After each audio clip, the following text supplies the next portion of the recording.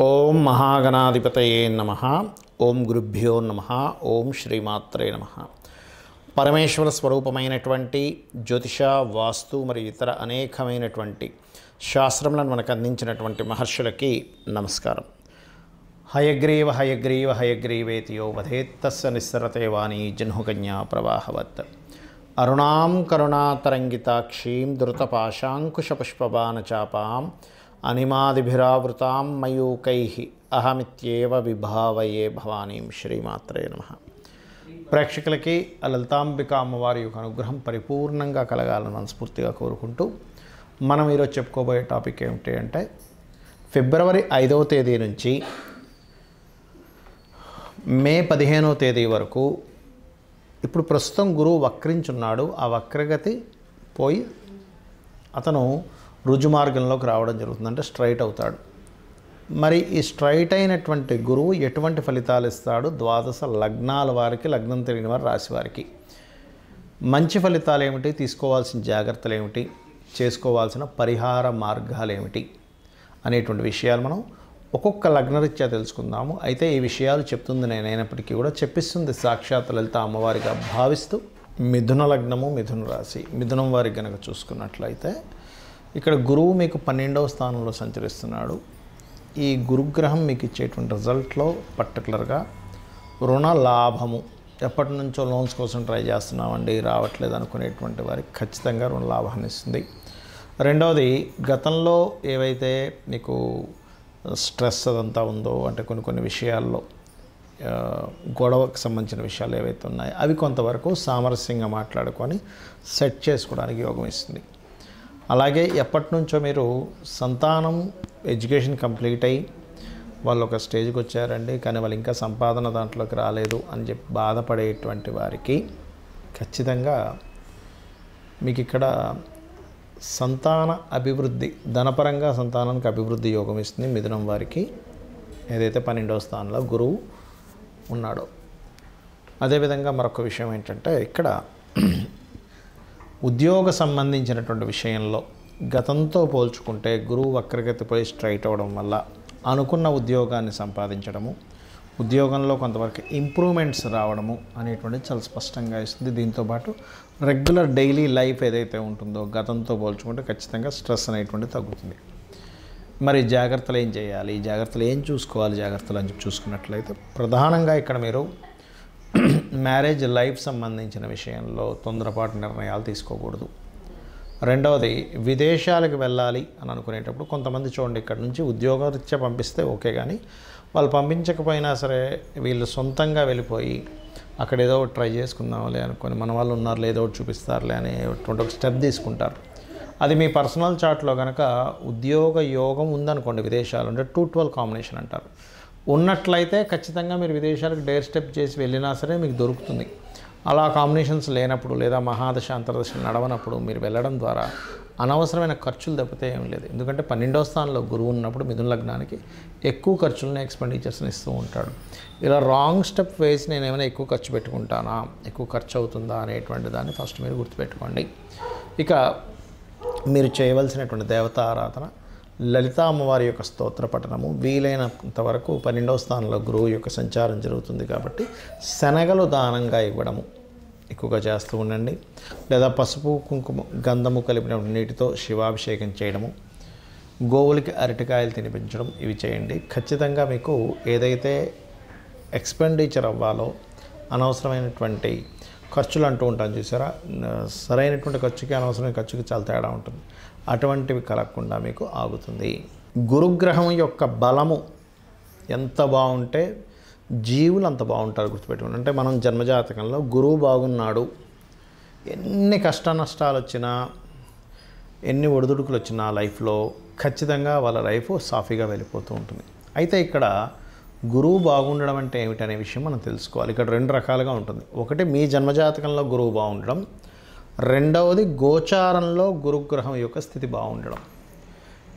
చాలామందికి ఈ తేడా తెలియక గురువు మాకు అనుకూలంగా ఉన్నాడా లేడా అని చెప్పి చాలామంది అడుగుతుంటారు నాకు. ఇక్కడ నేను మీకు క్లారిటీ ఇస్తాను. మీ పర్సనల్ చార్ట్లో కనుక గురువర్గ లగ్నాలు అంటారు, గురువర్గ లగ్నాలు, శనివర్గ లగ్నాలు అని 2 ఉంటాయి. ఏమిటా గురువర్గ లగ్నాలు? మేషము, కర్కాటకము, సింహము, వృశ్చికము, ధనస్సు, మీనం గురువర్గ లగ్నాలు. ఈ లగ్నానికి గురువు శుభుడు. ఎక్కడ ఉంటే అక్కడ నుంచి ఏ భావాలను చూస్తున్నామో ఆ భావాల్ని యాక్టివ్ చేస్తాడు. అది కూడా బాగుండాలి.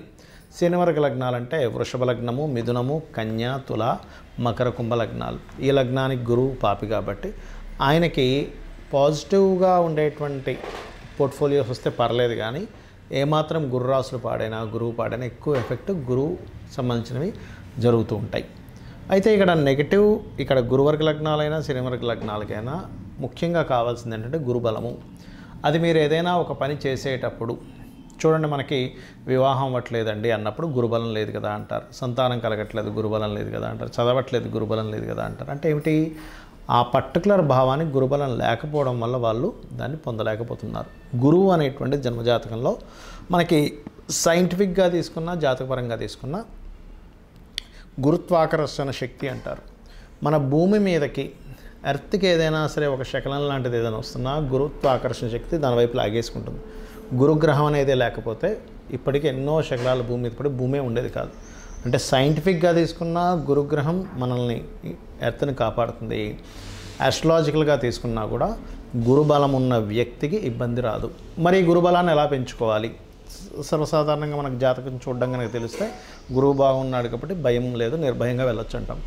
అదే గురువు బాగోలేడు లేదా జాతకమే తెలియదు, అప్పుడు ఎలాగా అంటే దీనికి శాస్త్రంలో ఒక అద్భుతమైనటువంటి విషయాన్ని చెప్పారు. ఏమిటది అంటే చాలా రకాలు చెప్పారు. నేను మీకు వీలైనంత మటుకు నేను మీకు చెప్తాను. మీకు ఉండేటువంటి వీలును బట్టి, మీకు ఉండేటువంటి పరిసరాలను బట్టి, మీకు ఉండేటువంటి స్తోమతను బట్టి మీరు చేసుకోండి.